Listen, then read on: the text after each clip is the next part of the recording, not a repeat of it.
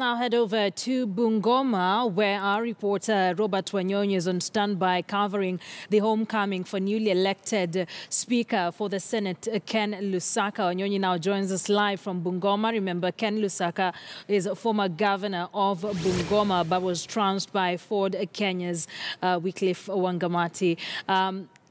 Robert, very good afternoon to you. How is that particular ceremony going so far? Good afternoon, Akisa. We are here at Mapera in Kamkuyu near Kimilili town, whereby we are having the ceremony for the upcoming party for the Senate Speaker, Kenneth Lusaka, who has arrived a short while ago with some guests who include Bungoma, including the MP for Kimilili, Didimas Baraza, and also the MP for Nabaholo, Emmanuel Wangwe, plus other leaders. Of the visit by His Excellency President Uhuru Kenyatta tomorrow in the county, whereby they expected to campaign ahead of. I'll just cut you short. We'll definitely be coming back to you shortly once we are able to stabilize that particular link. He's just about to have a conversation there with Ken Lusaka, who is the governor, who is now the newly elected senator, newly elected speaker for the Senate. But remember, something else that we're also following up on is the NASA Parliamentary Group meeting that is also ongoing. Our senior reporter, Duncan Haimba, will be giving us details shortly, just before the principals come out and make an address on really what is the way forward for them with regards the date for the elections. And we can see that particular briefing is just about to begin at the WIPA headquarters here in Nairobi. I'm able to spot a number of the leaders there just at the podium. Let's cross over there and listen in. Good afternoon. Are you close enough? Proceed. Good afternoon, ladies and gentlemen of the press.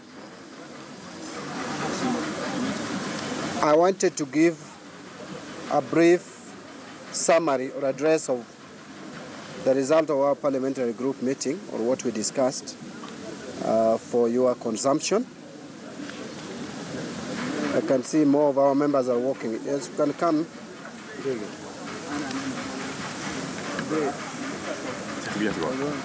Thank you very much once again, members of the Fourth Estate. We have representation from different political parties within the NASA coalition. We held a parliamentary group meeting. This is the third one since we were elected, and second one since our taking oath of office. We discussed a number of issues, and I want to just give you a summary of what we discussed. Our main agenda was preparation for the forthcoming presidential election, which of course IEBC has already announced that it will be on 17th of October. But I want to say with regard, because I think you are interested in knowing what is our position on that date, that our principals are meeting IEBC shortly to agree on a number of issues. Among them is the date of election that has been announced and gazetted officially by IEBC, the 17th of October. We met as a NASA coalition to strategize on how to prepare ourselves for this forthcoming election. One thing that should go out clearly to our competitors and the whole country, the whole world, is that NASA coalition is very ready for election, for repeat election. We know we want this election, we have the information that we want it, and we are ready for it anytime, except that we want preparation for this election in terms of management by IEBC to be above board. This time round, there is no second guessing. IEBC must get its acts together and get this election right. We have the position which is completely different from Jubilee's position. Jubilee's position is Bora Uchaguzi. Ours is Uchaguzi Bora. We want an election that is credible, transparent, election that Kenyans have faith in. And that is something that we are not compromising on as a coalition. But the substance of the debate of our meeting today was how do we prepare ourselves in terms of how we are going to conduct this campaign, the campaigns in the remaining 40 days or so, if it will be agreed that the date of election is 17. Besides that, we are also preparing ourselves properly on how to protect our votes, because we do not be where we are if our votes were not stolen. But I must give confidence to the supporters of NASA that the reason why we won this the petition at the Supreme Court is because we prepared ourselves to know when our election was being stolen. And we caught those who were stealing our elections, and that is why we are repeating this election. So, as opposed to previously, this time NASA was much more prepared in terms of protecting our votes. And that is why we made sure that those who stole our votes were caught stealing our votes. Having said that, I don't know whether there's anyone with a question, because basically that is what we have discussed. I don't want to go into the details of how we are going to do exactly what we discussed here. Yes. You introduce yourself for the media house? Yes, I'm done. As much as NASA says that they are making IBC, one of the issues that has been contested is the election date. IBC has already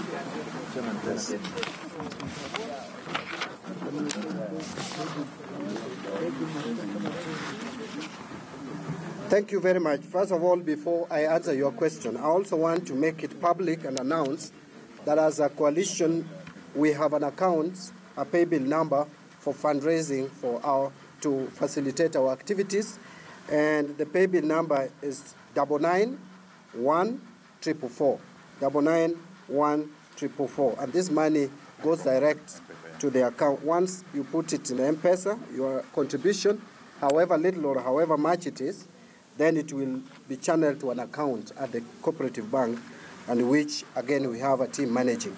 And we want to thank those who have already contributed. The response is very good. For the past 2 days, we have seen very good progress and response towards this. To answer you, simple. I have said that our principals are going to discuss a number of issues with IBC. IBC has invited them to go and have a meeting with them. And one of the things that will be discussed is the date of election. Gazettement is not an issue. You can gazette, de-gazette, and gazette another one. So there is no law that says if you have already gazetted 17th of October, that you cannot change it to 24th, 31st, or any other date. So to me, I think that would be an excuse if anyone was to talk about gazettement. We have revoked a number of gazette notices previously. So there is no law really that conditions us to that gazetted date. So long as another date will be agreed on, IBC will take the necessary steps to revoke that gazette notice and give another date. Okay. Yes. There's some changes that were made by the IBC for the team. One of the concerns that the team raised was on the efficacy and fairness of the electoral, especially at the secretarial level. I think the most important thing is that our team is going to discuss a number of issues with IBC, including the staff changes.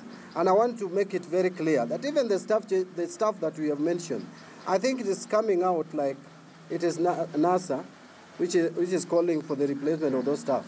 I want you to read two reports. First report is the report that came from Windsor meeting, which was chaired by the committee, which was chaired by Orengo and Kiraitu Murungi.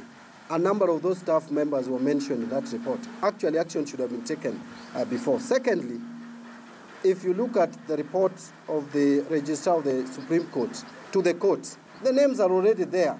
In fact, when I see our worthy competitors on the other side talking of how do we know these names, I wonder whether they even read the records that have been presented, the formal records. Actually, that was a report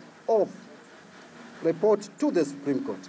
But in terms of whether we are comfortable with those who are coming in, it would be too early and preemptive to talk about those changes. That is exactly what our principals are going to discuss with IBC. But I want to conclude by saying that so long as the technical aspects of transmitting votes are not going to be looked into, unless we are not going to look at the technical aspect, the servers and how it is being managed, then even if you change people, it will not help much. You need to change people, get the right people with the right credibility and competence to do the work, but also look at the system, whether it has been tampered with or it is still intact. Those are two things that I think IBC have no choice but to look into. Thank you. Good. Maybe two last, you and then yours. You said that sharing and how to protect the phone. And last time you were talking about adopting a We already have, we have a campaign secretariat headed by Honorable His Excellency Musalia Mudavadi, former Vice President of this country.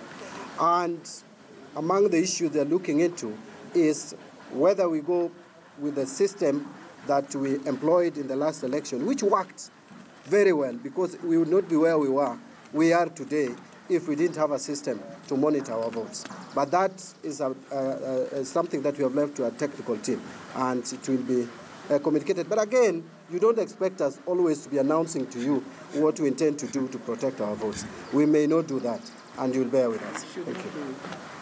The last one. Okay. Oh. Okay.